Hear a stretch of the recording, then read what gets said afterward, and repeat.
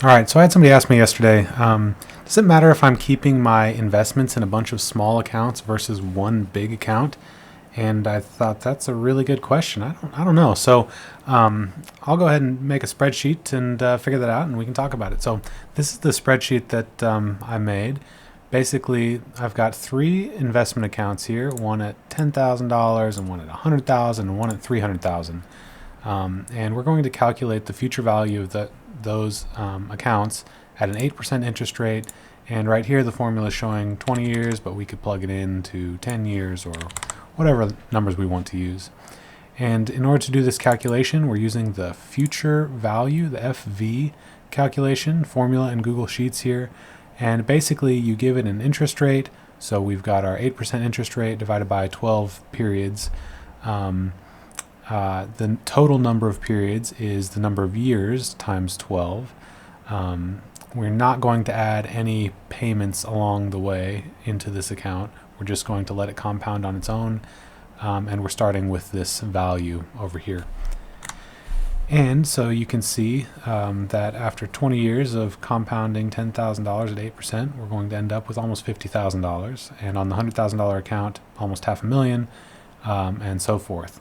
And the total value of these three accounts here is going to be just over $2 million if they're left to compound independently in their own account.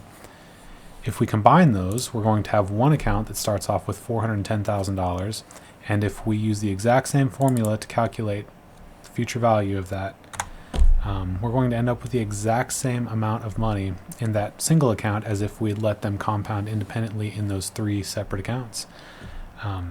So just for fun, I decided to chart it out, and you can see here these are the numbers used to generate the chart. It's basically just showing the future value of the three independent accounts at different times in the future. So $10,000 compounding at 8% in year one is going to be $10,830, and so forth, all the way up to 20 years, and so forth for each of the independent accounts, and then also for the combined account. So I'm no financial planner or provider of advice, but at least from my perspective, it looks like mathematically there's no difference whether you leave that money in multiple small accounts or one big account.